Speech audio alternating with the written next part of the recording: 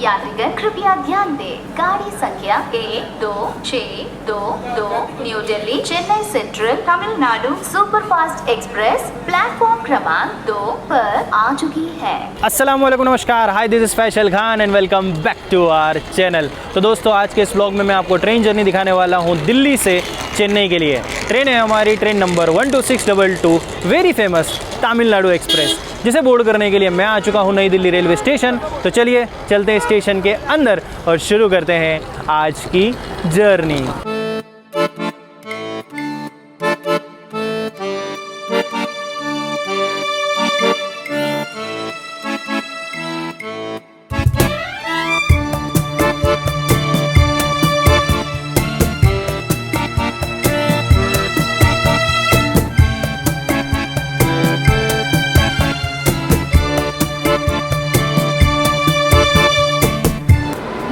चलिए जी, तो अपनी तमिलनाडु एक्सप्रेस अपने प्लेटफॉर्म नंबर 3 पर,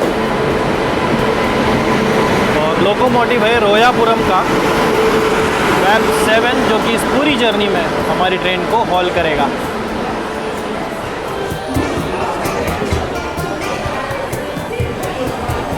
चलिए जी, तो आज मैं इस ट्रेन के 3rd AC इकोनॉमी कोच में ट्रैवल करने वाला हूँ। कोच नंबर है अपना M1 और सीट है 40 नंबर साइड पर। आज साइड लोअर नहीं मिल रही, बैक टू बैक मिल रही थी न्यू दिल्ली, बट कोई ना, all days are not same. बढ़िया, 40 नंबर ये रहा अपना साइड अपर। चलिए जी, तो अगर अब बात करें हमारी तमिलनाडु एक्सप्रेस की, तो इस ट्रेन ने अपनी सबसे पहली सर्विस दी थी 7 अगस्त 1976 को। ये ट्रेन ऑपरेट की जाती है सदर्न रेलवेज़ के द्वारा। टाइमिंग्स की अगर बात करें तो नई दिल्ली से हम निकलेंगे रात को 9:05 पे, सिर्फ 10 हॉल्ट लेते हुए चेन्नई सेंट्रल पहुंच जाएंगे परसों सुबह 6:35 पे। बात करूँ इस ट्रेन के अंदर लगने वाले कोचेज़ और कॉस्टिंग की, तो इस ट्रेन में 1st AC, 2nd AC, 3rd AC economy, sleeper और जनरल के कोचेज़ लगते हैं, जिसकी अगर आप कॉस्ट जानना चाहें तो मैंने आपको नीचे डिस्क्रिप्शन में दे दी है, तो वहाँ से आपको कॉस्ट की डिटेल मिल जाएगी। और हाँ, ये ट्रेन डेली चलती है दोनों साइड से, तो नई दिल्ली से भी आपको किसी भी दिन मिल जाएगी और चेन्नई से भी आपको किसी भी दिन मिल जाएगी।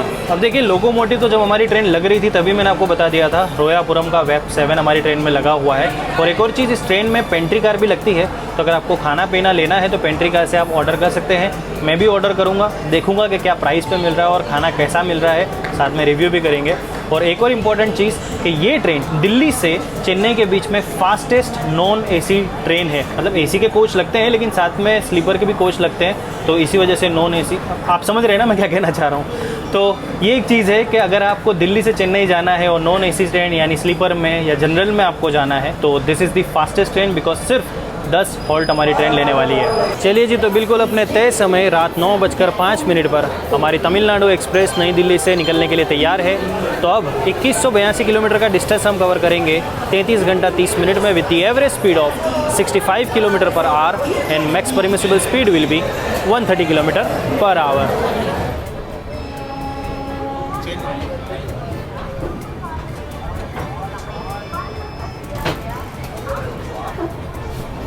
और नई दिल्ली से रात को 9:05 पर 2 ट्रेन्स निकलती है।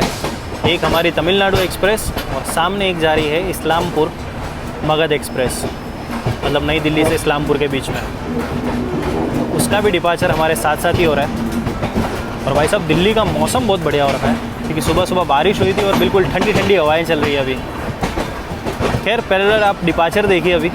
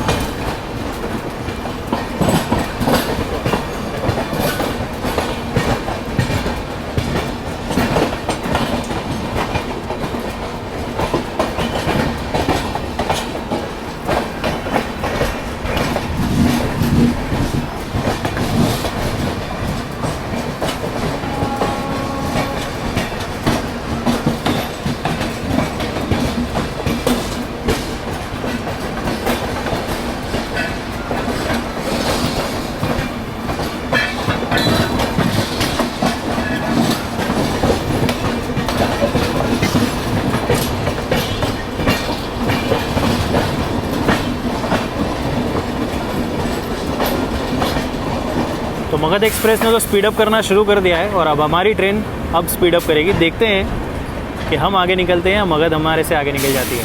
वैसे दोनों ट्रेन के रूट अलग अलग है। ये जाएगी गाज़ियाबाद होते हुए, हम जाएंगे हज़रत निज़ामुद्दीन होते हुए। नहीं भाई साहब, मगध तो फटाफट निकल गई और हम यहाँ पर आकर रुक चुके हैं शिवाजी ब्रिज पर। खैर तमिलनाडु एक्सप्रेस में आपको प्रॉपर नाइट एक्शन देखने को मिलने वाला है, जस्ट बिकॉज हमारा जो पहला हॉल्ट होगा that will be Agra cantt. मतलब नई दिल्ली से आगरा कैंट के बीच में कहीं पर भी नहीं रुकने वाली, सीधा जाकर रुकेंगे हम आगरा कैंट। इवन मथुरा भी हम नहीं रुकने वाले। तो देखते हैं अगर मथुरा पर किसी ट्रेन को ओवरटेक करते हैं या क्रॉस करते हैं तो वो मैं आपको ज़रूर दिखाते हैं।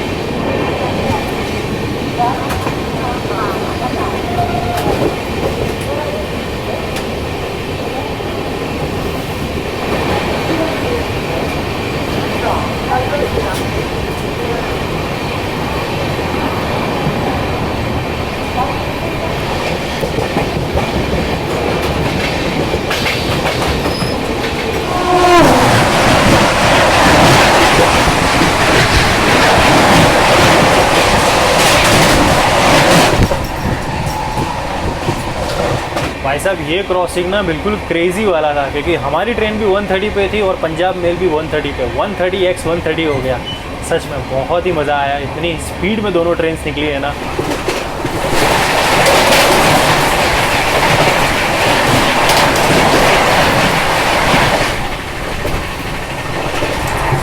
सो भाई साहब ये था 150x 130, मतलब जो शताब्दी गई वो थी 150 kmph की स्पीड पे और हम चल रहे थे 130 kmph पे। सच में भाई साहब ये नाइट एक्शन ना लाजवाब हो रहा है। खैर अब थोड़ी देर में हम लोग मथुरा पहुंचने वाले हैं, मतलब मथुरा को स्किप करने वाले हैं। तो मथुरा का स्किप दिखाता हूं मैं आपको। और हाँ, ये क्रॉसिंग ना सिर्फ 9 सेकंड के अंदर हुआ है, पूरे 10 सेकंड भी नहीं हुए वो ट्रेन क्रॉस होकर निकल गई। और 9 सेकंड भी नहीं कह सकते, 7 या 8 सेकंड्स होंगे, जस्ट बिकॉज मैंने रिकॉर्डिंग थोड़ी देर पहले स्टार्ट की थी, 1 या 2 सेकंड पहले। मतलब 7-8 सेकंड में पूरी की पूरी ट्रेन क्रॉस हो गई। लाजवाब। तो जी रात के बज रहे हैं तकरीबन 11:30 और हल्की हल्की बारिश में बिल्कुल सुनसान मथुरा जंक्शन को हम स्किप कर रहे हैं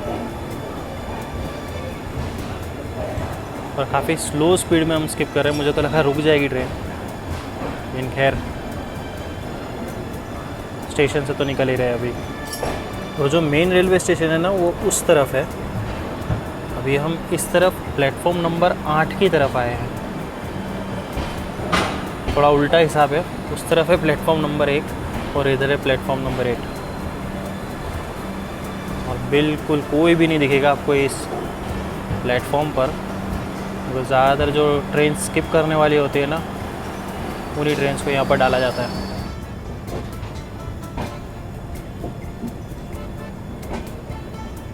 चलिए, तो रात काफ़ी हो चुकी है तो गेट को करते हैं बंद और आपसे मिलते हैं सीधा आगरा कैंट।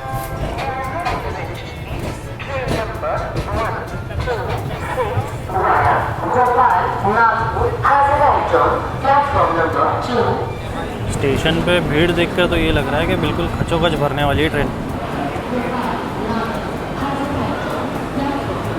चलिए जी, तो नई दिल्ली से 195 किलोमीटर की नॉन स्टॉप जर्नी करने के बाद, I mean not really non stop, just because Mathura के बाद तो काफ़ी देर तक हमारी ट्रेन रुक गई थी और इसी वजह से हम लोग तकरीबन 1 घंटा लेट भी हो चुके हैं।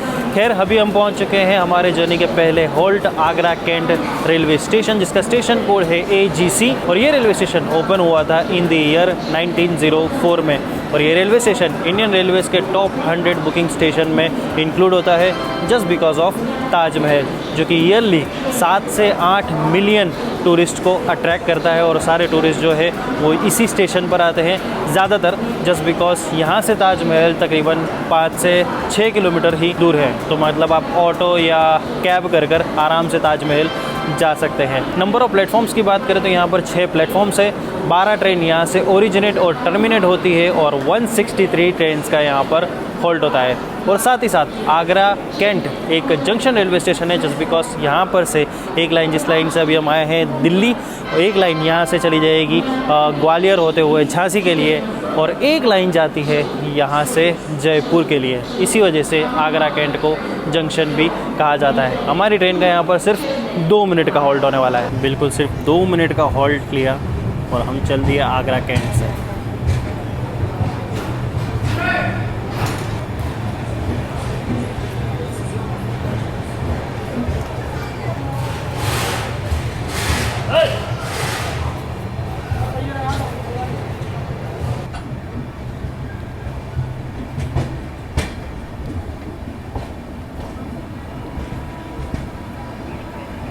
चलिए जी, तो रात काफ़ी हो चुकी है, तो अब गेट को कर देते हैं बंद। और हमारे जो अगले 2 हॉल्ट होंगे दैट विल बी वीरांगना लक्ष्मीबाई यानी झांसी, और दूसरा है उससे पहले एक आएगा ग्वालियर। तो ये दोनों स्टेशन काफ़ी लेट आएंगे, तो ये दोनों मैं नहीं दिखा पाऊँगा। अब सीधी हमारी मुलाकात होगी हमारे जर्नी के चौथे हॉल्ट यानी भोपाल, जो कि तकरीबन सुबह 7 बजे के आसपास आएगा। तो अब सीधा मिलते हैं भोपाल और आगे फिर जर्नी वहाँ से कंटिन्यू करते हैं, क्योंकि अब मुझे जाना है भाई साहब सोने। सोता हूँ और मिलता हूँ कल सुबह। तब तक के लिए गुड नाइट।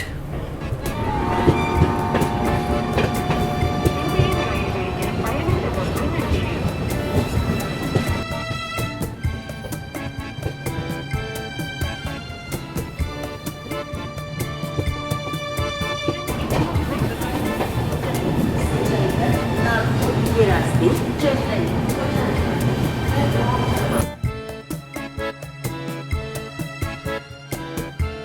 शुभ प्रभात दोस्तों, तो अभी हम पहुंच चुके हैं भोपाल जंक्शन, जिसका स्टेशन कोड है BPL, और ये रेलवे स्टेशन ओपन हुआ था इन द ईयर 1889 में। भोपाल को जंक्शन इस वजह से कहा जाता है क्योंकि जिस लाइन पर अभी हम चल रहे हैं दिल्ली चेन्नई मेन लाइन, उसके अलावा एक लाइन यहाँ से चली जाती है उज्जैन के लिए। यहाँ पर आपको 6 प्लेटफॉर्म्स देखने को मिलेंगे। 18 ट्रेन यहाँ से ओरिजिनेट और टर्मिनेट होती है और 215 ट्रेन का यहाँ पर हॉल्ट होता है। और भोपाल को जाना जाता है झीलों के शहर के नाम से, यानी city of lakes, just because यहाँ पर आपको कई सारे नेचुरल और आर्टिफिशियल लेक्स देखने को मिलेंगे।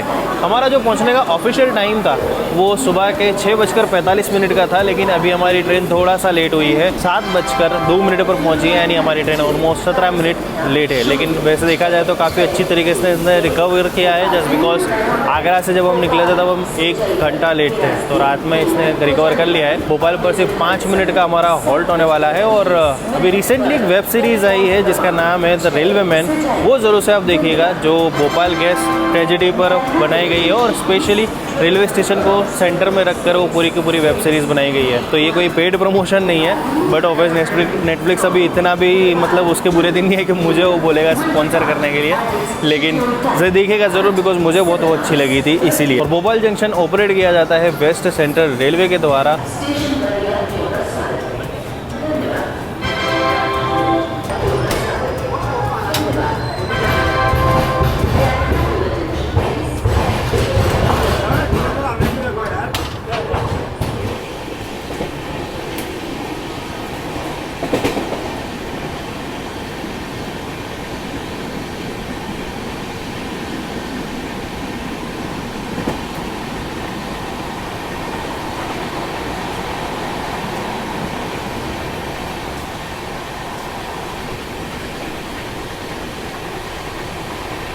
और रानी कमलापति रेलवे स्टेशन के बाद और इटारसी से पहले खूबसूरत बुतनी घाट सेक्शन पड़ता है। तो चलिए देखते हैं सुबह सुबह कुछ खूबसूरत घाट के नज़ारे।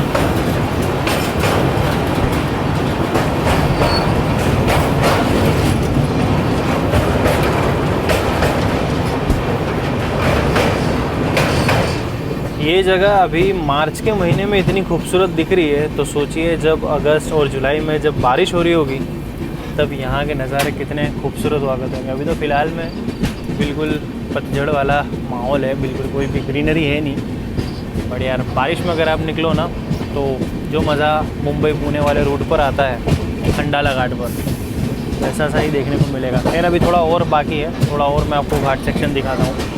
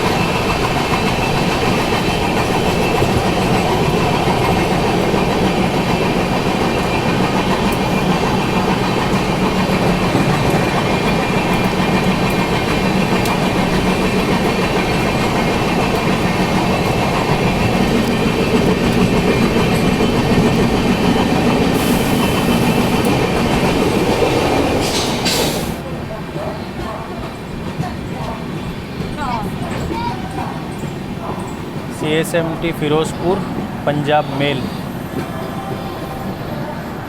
एक पंजाब मेल हमने कल देखी थी और एक पंजाब मेल आज देख रहे हैं। तो अभी हमारी ट्रेन नर्मदापुरम नाम के एक रेलवे स्टेशन पर आकर रुकी थी और दोनों ही ट्रेन को साथ में डिपार्चर मिल गया। पंजाब मेल भी निकल रही है और हमारी ट्रेन को भी डिपार्चर मिल चुका है। तो उम्मीद करता हूँ जो बुधनी घाट मैंने आपको दिखाया है और साथ में नर्मदा रिवर से क्रॉसिंग जो दिखाया है वो आपको पसंद आया होगा। अगर पसंद आया हो तो इसे लाइक ज़रूर कीजिएगा।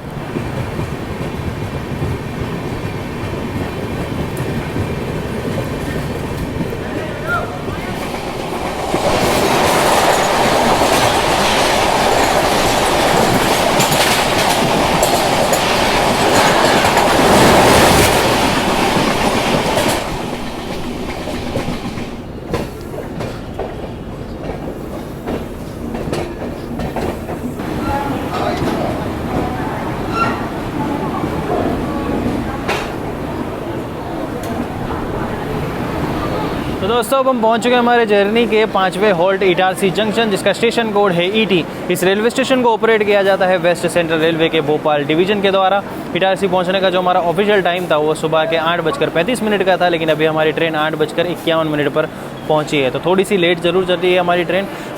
अगर इटारसी जंक्शन की बात करें तो इसे जंक्शन इस वजह से कहा जाता है क्योंकि यहाँ से एक लाइन जबलपुर की ओर जाती है, एक लाइन यहाँ से चली जाती है खंडवा की ओर जो कि आगे मुंबई की लाइन को मिलती है, एक लाइन जिस लाइन से अभी हम आए हैं यानी भोपाल की तरफ, एक लाइन यहाँ से चली जाती है प्रयागराज की तरफ और एक लाइन जाएगी नागपुर की तरफ जिस पर अभी हम आगे बढ़ने वाले हैं। इटारसी जंक्शन पर हमारा 5 मिनट का हॉल्ट होने वाला है।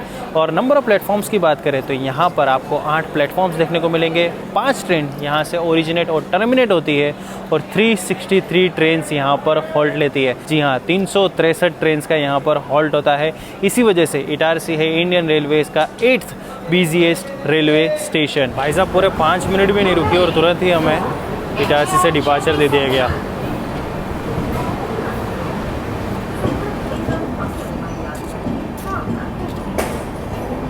तो दोस्तों तमिलनाडु एक्सप्रेस की जर्नी के पार्ट 1 में इतना ही रखते हैं। पार्ट 2 में मैं आपको दिखाऊंगा नागपुर और इटारसी के बीच पड़ने वाला एक और घाट सेक्शन, और साथ ही साथ टेस्ट करेंगे पेंट्री कार से जो खाना मिल रहा है वो कैसा है, किस प्राइस पे मिल रहा है, टेस्ट कैसा है, वो सारी चीजें हम लोग पार्ट 2 में डिस्कस करने वाले हैं। और तो और कई सारी प्रीमियम और सुपर फास्ट ट्रेन के साथ क्रॉसिंग भी आपको देखने को मिलने वाला है। तो बहुत कुछ है पार्ट 2 में, बहुत ही जल्द मैं उसे अपलोड भी कर दूंगा, जिसकी अपडेट आपको मेरे इंस्टाग्राम हैंडल पे मिल जाएगी, जिसका हैंडल मैं आपको स्क्रीन पे बता रहा हूँ, लिंक मैंने डिस्क्रिप्शन में दिया है, तो वहाँ जाकर मुझे फॉलो जरूर कर लीजिएगा। तो बस चलिए मिलते हैं बहुत जल्द हमारी तमिलनाडु एक्सप्रेस की जर्नी के पार्ट 2 में।